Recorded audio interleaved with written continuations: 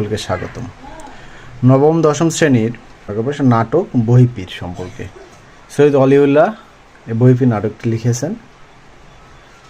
এই বহিপীর নাটকটি 1960 সালে প্রকাশ পায় ঢাকাতে, এবং আশ্চর্যের বিষয় হচ্ছে প্রকাশের 5 বছর পূর্বে এটি পুরস্কার লাভ করে। কিভাবে? প্রকাশের আগে একটি প্ল্যাটফর্মে একটি ক্লাবের পক্ষ থেকে নাটকটি মঞ্চায়িত হয় এবং সেখানে এটি পুরস্কার লাভ করে, এবং সেটি পরে 1960 সালে ঢাকাতে প্রকাশ পায়। এটা একটু মাথায় রাখতে হবে সবাইকে। নাটকের নায়ক হচ্ছে হাশেম আলী, নায়িকা তাহেরা, খলনায়ক বহিপীর। এটা একটু মাথায় রাখবো। খলনায়ক হচ্ছে ভিলেন আমরা যাকে বলি। সৈয়দ অলিউল্লাহ সম্পর্কে আমরা যতটুকু বিভিন্ন বোর্ড এবং স্কুলে আসছে সেই তথ্যটা জানবো। সৈয়দ অলিউল্লাহ প্রথম গল্পগ্রন্থের নাম হচ্ছে নয়নচারা, নয়নতারা নয়, নয়নচারা, এবং তিনি সাহিত্য পত্রিকার সম্পাদক ছিলেন। সেটার নাম হচ্ছে স্টেটসম্যান, সেটির নাম হচ্ছে স্টেটসম্যান। এখন নাটক সম্পর্কেই তো বিভিন্ন সাল বোর্ডে যা আসছে সেটা দেখব। সাহিত্যের সর্বাধিক প্রাচীন শাখার নাম হচ্ছে নাটক। বিশ্বের যে কোনো সাহিত্যের সেটা সর্বাধিক প্রাচীন শাখার নাম হচ্ছে নাটক। এবং বাংলা সাহিত্যের প্রথম সার্থক নাট্যকার মাইকেল মধুসূদন দত্ত। প্রথম সার্থক নাট্যকার মাইকেল মধুসূদন দত্ত। অ্যারিস্টটলের মতে নাটকের ঐক্য 3টি, এটা মাথায় রাখবে। গ্রিক দার্শনিক অ্যারিস্টটলের মতে নাটকের ঐক্য 3টি। সাধারণভাবে নাটকের ঐক্য 3টি, উপাদান 4টি, এবং নাটককে 5টি পর্বে বিভক্ত করা হয়। 3টি ঐক্য, উপাদান 4টি এবং পর্ব 5টি। আচ্ছা, শাহজাহান নাটকটি লিখেছেন ডিএল রয়, অর্থাৎ দ্বিজেন্দ্রলাল রয়। এবং নাটকের প্রাণ হচ্ছে সংলাপ। আমরা জানি নাটকের 4টি উপাদান থাকে। একটি হচ্ছে কাহিনী, 2 নম্বর চরিত্র, 3 নম্বর সংলাপ, 4 নম্বর পরিবেশ। সে সংলাপ হচ্ছে নাটকের প্রাণ। কেন্দ্রীয় চরিত্রের নাম, আসলে কেন্দ্রীয় চরিত্রকে বহিপীর। এই বহিপীর নাটকের কেন্দ্রীয় চরিত্র হচ্ছে বহিপীর। তার বয়স 50 বছরের বেশি। তার দেশের বাড়ি সুনামগঞ্জে।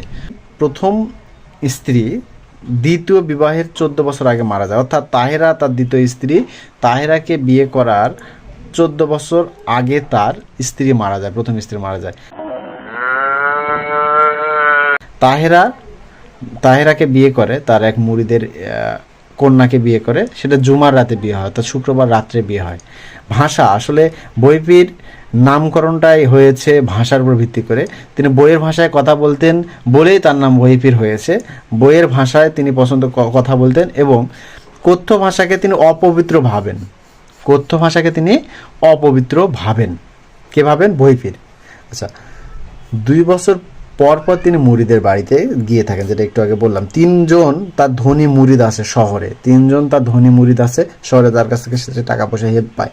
পোশাক, সে আসলে আলখাল্লা এবং পায়জামা পরে। আলখাল্লা অর্থাৎ ঢিলা ঢালা পোশাক এবং পায়জামা পরে। সফর সঙ্গী বা সহযোগী বা চেলা বা চামচা আমরা যেটাই বলি সেটা হচ্ছে হকিকুল্লাহ সম্পর্কে আমরা পরে আসতেছি।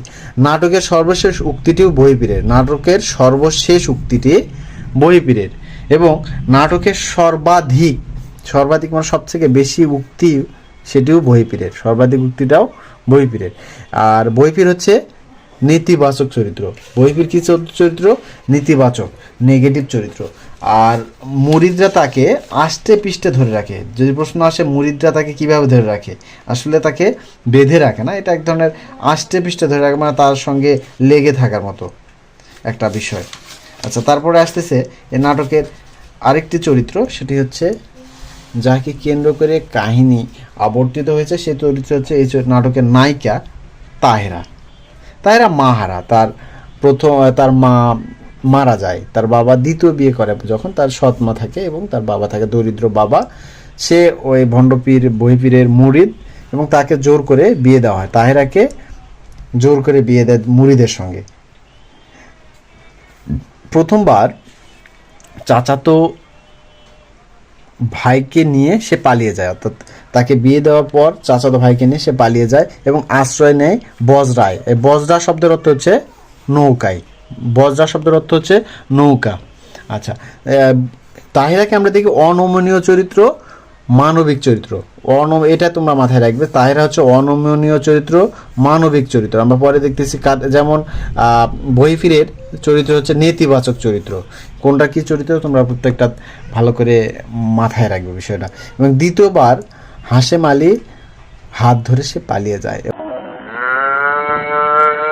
এবং সেটাকে অজানা উদ্দেশ্যে এবং পালিয়ে গিয়ে বহিফিরের সকল কৌশলকে তারা ব্যর্থ করে দেয়। Subscribe to my channel, please.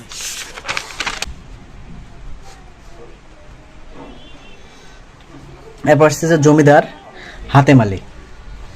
জমিদার হাতেম আলী তার একটি আধা মরা জমি অর্থাৎ জমিদারি আংশিক জমিদারিত্ব ছিল, সেটা হচ্ছে রেশমপুরে। কোথায়? রেশমপুরে আছে। আর সূর্যাস্ত আইন বা সান্ধ্য আইন, এই বিষয়টা তোমার সূর্যাস্ত আইন আর সান্ধ্য আইন একই, যেটি 1793 সালে প্রয়োগ করা হয়। অর্থাৎ সূর্য অস্তের আগে নির্ধারিত পরিমাণ খাজনা যদি জমা না দেওয়া হয় তাহলে তার জমিদারি নিলামে ওঠে। তার জমিদারি নিলামে ওঠে এবং সে জমিদারি থেকে নিলামে ওঠার কথা পরিবারের কারোর সঙ্গে শেয়ার করেনি। সে চিকিৎসার মিথ্যা অজুহাত দেখিয়ে সে অসুস্থ বলে শহরে যায় এবং শহরে তার এক বন্ধু থাকে, বাল্য বন্ধু, তার নাম হচ্ছে আনোয়ার। সে আনোয়ারের কাছে টাকা ধার নিতে যায় এবং সে ফেরত আসে, টাকা পায় না। আমরা এক পর্যায়ে দেখতে পাই নাটকে বহিপীর জমিদার হাতেম আলীকে টাকা দিতে চায়, যে আমি টাকা দিচ্ছি, সে বিনিময়ে তোমাকে তাহিরাকে দিতে হবে এবং তোমার জমিদারি উদ্ধার হবে। কিন্তু বহিপীর নাটকে হঠাৎ আশাতীত এই কাজটা করে ফেলে কে জমিদার, যে আসলে তার জমিদারি চলে যাচ্ছে তারপরও সে টাকাটা গ্রহণ করতেছে না, আশাতীত কাজটা করে ফেলে কে জমিদারি। তো এতে তার স্থিতধী উচ্চ মানবিক চেতনা সম্পন্ন একটি চরিত্র এখানে প্রকাশ পেয়েছে। স্থিতধী মানে স্থির বুদ্ধি সম্পন্ন, অর্থাৎ তার মধ্যে কোনো অস্থিরতার প্রকাশ পায়নি, কারোর সঙ্গে শেয়ার করেনি তার জমিদারি চলে যাচ্ছে, সে নীরবে তার বন্ধুর কাছে থেকে টাকা চাচ্ছে। এবং উচ্চ মানবিক চেতনা সম্পন্ন কেন বলতেছি? উচ্চ মানবিক চেতনা সম্পন্ন এই কারণে সে টাকার বিনিময়ে তার কাছে টাকা নিয়ে জমিদারি সে রক্ষা করতে পারতো, কিন্তু তার কাছে মানবিক বিষয়টা যেটা বিবেচনা হচ্ছে যে তাহিরাকে সে টাকার বিনিময়ে তুলে দিচ্ছে, নিজেকে কসাই মনে করতেছিল। এই নাটকের নায়ক হাশেম আলী, জমিদার পুত্র, তার শিক্ষাগত যোগ্যতা সে বিএ পাস।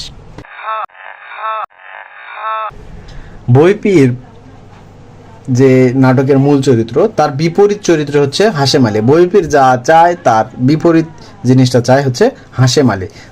আচ্ছা, তোমাদের মধ্যে একটা কনফিউশন থাকতে পারে, হাতেম আলী হচ্ছে জমিদার আর হাশেম আলী হচ্ছে জমিদার পুত্র। আমরা জানি জমিদার হাতেম আলী জমিদার, আমরা হাতেম তাইয়ের গল্প শুনেছি যে দাতা হাতেম তাই, এরকম যে জমিদাররা সবসময় দাতা হয়, সেজন্য হাতেম আলীটা দাতার সঙ্গে তোমরা এই কিওয়ার্ডটা জুড়ে দিবে, তাহলে মনে থাকবে হাতেম আলী হচ্ছে জমিদার, হাশেম আলী হচ্ছে তার পুত্র, জমিদার পুত্র।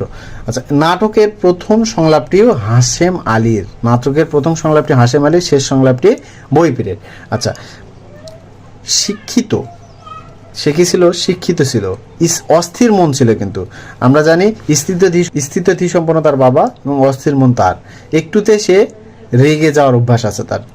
সে যুক্তিবাদী ছিল, সে যুক্তি দিয়ে জমিদারের যখন বজরাতে এসে তাহিরা আশ্রয় গ্রহণ করে তখন সে যুক্তি দিয়ে বহিপীরের কথার মোকাবেলা করে এবং সে আধুনিক ছিল। সে কি এরকম পীরকে সে মানত না, সে পীরের মুখে মুখে কথা বলতো, এরকম করতো, সে আধুনিক মনে ছিল এবং মানবিক অনুভূতি সম্পন্ন।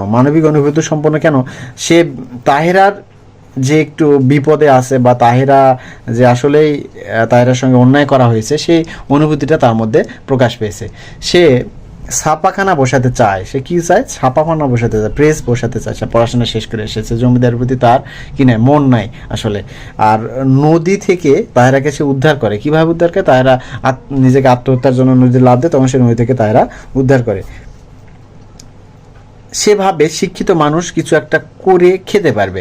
এখন জমিদারি চলে যাচ্ছে, তার কোনো তাতে দায় নেই, তার কোনো তাতে চিন্তা নেই। তাই প্রেস বসা, টাকা না থাকলে, জমিদারি না থাকলে প্রেস বসাইতে পারবে না, তাতেও কোনো তার চিন্তা নাই। সেজন্য সে শিক্ষিত মানুষ, কিছু একটা করে খেতে পারবে, এরকম একটা তার চিন্তাধারা তার মধ্যে আসে। এবং ধর্মীয় কুসংস্কার যেটা, সেটা হচ্ছে আচ্ছা, আমি একটু আগে বলছিলাম চরিত্র এগুলা বিষয়টা দেখো, ধর্মীয় কুসংস্কার এবং সামাজিক অবিচারের বিরুদ্ধে প্রতিবাদী চরিত্র। তার চরিত্রটা কি? ধর্মীয় কুসংস্কার, সামাজিক অবিচারের বিরুদ্ধে প্রতিবাদী একটা চরিত্র। নাটকের ইতিবাচক চরিত্র, নাটকের নেতিবাচক চরিত্র আমরা জানলাম বহিঃফিরের, আর ইতিবাচক চরিত্র হচ্ছে নায়ক হাশেম আলীর। ইতিবাচক মানে পজিটিভ, ইতিবাচক মানে পজিটিভ। এই নাটকের একটি অপ্রধান চরিত্র দুইটি, একটা হচ্ছে খতেজা আর একটা হচ্ছে হকিকুল্লাহ। খতেজা কি? একটি অপ্রধান চরিত্র, এটা বিভিন্ন বোর্ডে আসছে। সে জমিদারের স্ত্রী, তিনি ছিলেন ধর্মভীরু এবং কুসংস্কারচ্ছন্ন। তাহেরাকে বজরায় আশ্রয় দেয়, এতে তার স্নেহ মমতা প্রকাশ পায়। আমরা এই কথাই নৈবেদিক পাবো খতেজা সম্পর্কে, বিভিন্ন উক্তি আছে, আমরা সেটা পরে আলোচনা করতেছি। হকিকুল্লাহ বহিঃফিরের সফরসঙ্গী একটি অপ্রধান চরিত্র। সে চাটুকার ব্যক্তিত্বহীন চরিত্র। সে আসলে বহিঃফির যা বলে সেটাই শুনে, সে হুকুমের গোলাম, এরকম একটা ব্যক্তিত্ব নাই তার। এবং সে হুকা টানে। সে কি করে? হুকা টানে। এখানে যে জিনিসটা ছাড়া পড়ছে সেটা হচ্ছে তাহেরা নদীতে কচুরিপানা দেখতে পায়। তাহেরা আসলে কোনো শাপলা ফুল বা রঙিন কোনো ফুল দেখতে পায় না, সে আসলে নদীতে কচুরিপানা দেখতে পায়। আর জমিদার ডাকতি, জমিদার নামে ডাকা, জমিদারটা জমিদার উঠে যাচ্ছিল, চলে যাচ্ছিল হাতেম আলী জমিদারি, সে জমিদার শব্দটি জমিদারের নিকট ঠাট্টার মতো শোনাচ্ছিল। আরেকটা জিনিস অ্যাড করা যেতে পারে, সেটা হচ্ছে তোমার সংলাপগুলো। তোমরা বহিঃফিরের যে সংলাপগুলো, সেটা একটা ক্লু হতে পারে এরকম। বহিঃফির যেহেতু বইয়ের ভাষায় কথা বলতো, তার তোমরা যদি কোনো সংলাপ বুঝতে পারো যেটা সাধু ভাষায়, তাহলে ধরে নিতে পারো। যখন তোমরা বুঝতে পারতেছো না যেটা কার সংলাপ হতে পারে, তখন তোমরা ধরে নিতে পারো সাধু ভাষা সংলাপটি বহিঃফিরের হবে।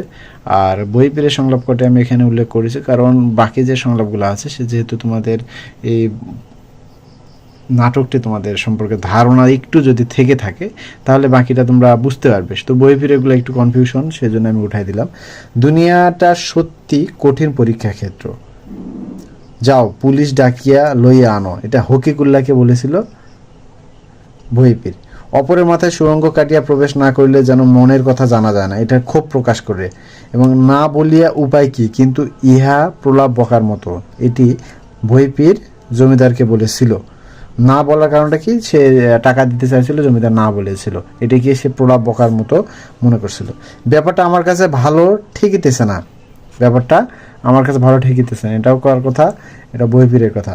বইয়ের ভাষার মতো আর ভাষা নেই, সে যেহেতু বইয়ের ভাষা বলতে, সে বইয়ের ভাষার মতো আর ভাষা নেই, এটা বইয়ের ভাষার সে প্রশংসা করছে। খোদার ভেদ বোঝা সত্যি মুশকিল, এই বাক্যটার মাধ্যমে বহিঃফির কৌশল প্রকাশ করেছে। ধন্যবাদ সবাইকে। বাকিগুলা তোমরা একটু ধারণা যদি থাকে তাহলে তোমরা পারবা বাকি সংলাপগুলো কি। ধন্যবাদ সবাইকে।